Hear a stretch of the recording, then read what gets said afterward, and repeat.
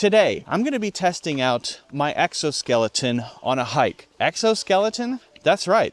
It is an AI-powered walking assistant that helps you walk, helps you run, helps you bike, helps you be more active. I'm wearing it right now on my hike. This is a hike that I often do. You can see this part is pretty flat, but there are some hills, and I often go up on the side trails as well to get a bit more of a workout. So we're going to be doing all those tests to see what it's really like. What does it feel like after a 10-mile hike? What does it feel like going up a big hill with robot legs? What is that like? And I also want to answer the question, who is this for? Putting the VIGX on is pretty easy. You have this belt that goes around your waist.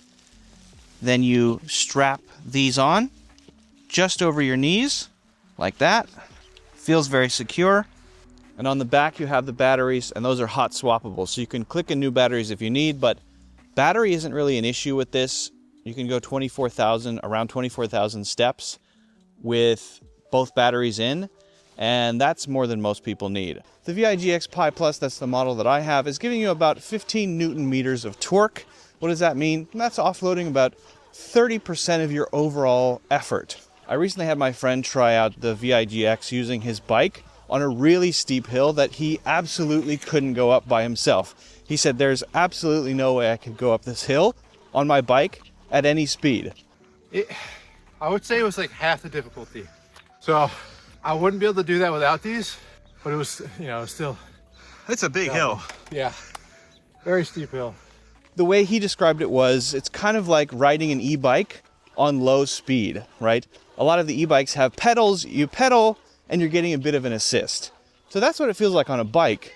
Imagine having that when you're walking, running, and hiking. All right, let's go off-road. These are smaller trails. They have more hills, and it's a good way to test the different modes and just overall get a different feel for how it works. I'm not usually a runner, but feels good. One thing I'm starting to appreciate is the AI assistant. It learns how you walk, how you move, and you feel that when you're going flat, even if you don't adjust anything. It feels different. And it also, and this is crazy, it also adapts depending on what you're doing. So if you're running, it's different. It adapts to your gait. It basically learns what you're doing and then adapts. If you're biking, it's different. Think about biking. When you're walking, the main effort is pulling your leg up. So you want a little help pulling your leg up. But biking is kind of the opposite. When you're biking, you're trying to push your legs down. That's the hard part. So it flips it. When it detects that you're biking, the AI goes, oh, you're biking. And it focuses on pushing down rather than pulling up. So, and that's changing no settings. You don't have to go into the app and change a bunch of settings. Oh, I'm biking now. The AI just detects what you're doing and then adapts accordingly. Okay, use cases. Yes, hiking. This is hiking, walking, but it's a pretty long hike. And sometimes I just get tired and go back. And I may decide not to do the trails that go off from the main trail because I'm too tired. What about in an urban setting? People who walk to work, maybe walk 20 blocks to work and don't necessarily want to do that, but also don't want to take the subway. But walking is better for you than taking the subway and definitely smells better. So why not walk to work and get a bit of help doing it, especially if you walk pretty far distances every day? What about people who are starting to feel like they can't do the things they love anymore? Maybe running, maybe hiking, maybe golfing even. This could be great for anybody who wants to still be active, but just needs a bit of support, a bit of assistance. Okay, so I've been walking on this trail for now about 40 minutes. At this point, walking at this speed, I'm walking pretty fast. I'm usually, huffing and puffing. But notice, I'm not. I mean, usually I'm breathing pretty hard. I definitely wouldn't be able to record a video. I don't feel out of breath at all. I feel like my legs are still working, still putting in the effort, but it doesn't feel like I'm being weighed down. So just for comparison, I've got the VIGX on at the average setting. You can turn it up, you can turn it down. So I don't know if you can see how steep this is, but this is a monster hill. It is very steep. So I want to see how much easier it would be with an exoskeleton versus without an exoskeleton. Okay, put it on top setting. See how high we can go. See how hard this is here. It's hard to communicate how steep this is, but it is very steep. And it feels like at the max setting, it's pulling my legs up the hill. It's a very interesting sensation. All right, made it up. Still breathing. I'm not even gonna try that without these. I'm not even gonna attempt it. There's just no way. All right, so I'm getting close to getting back to the car, pretty intense. So let's just do a recap of some of the testing. First, how does it handle long distances? Endurance.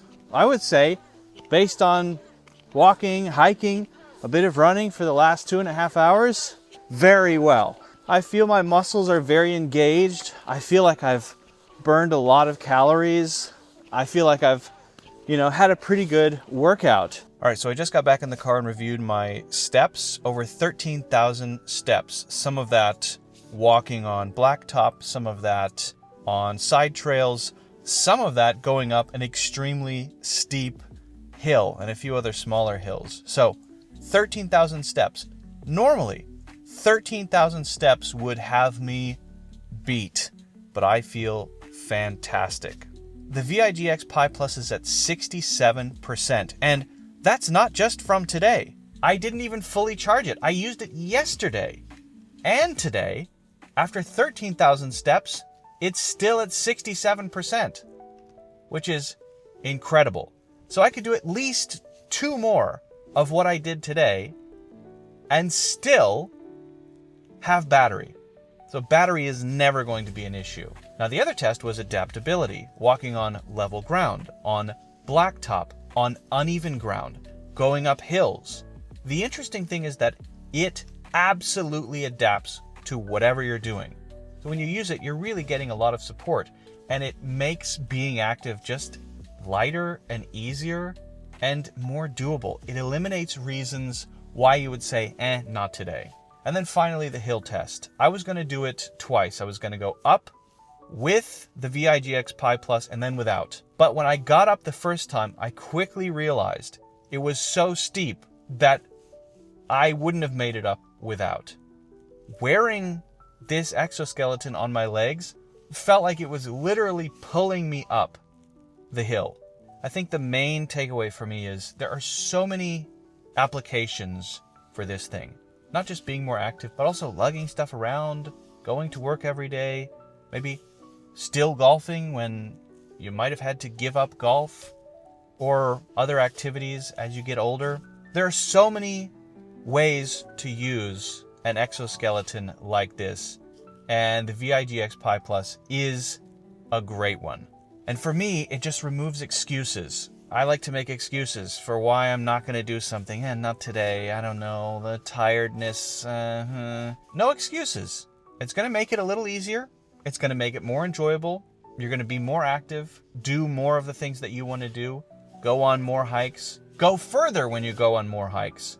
Better endurance, no excuses. And it is great for that. Don't take my word for it. Check it out for yourself at vigx.ai.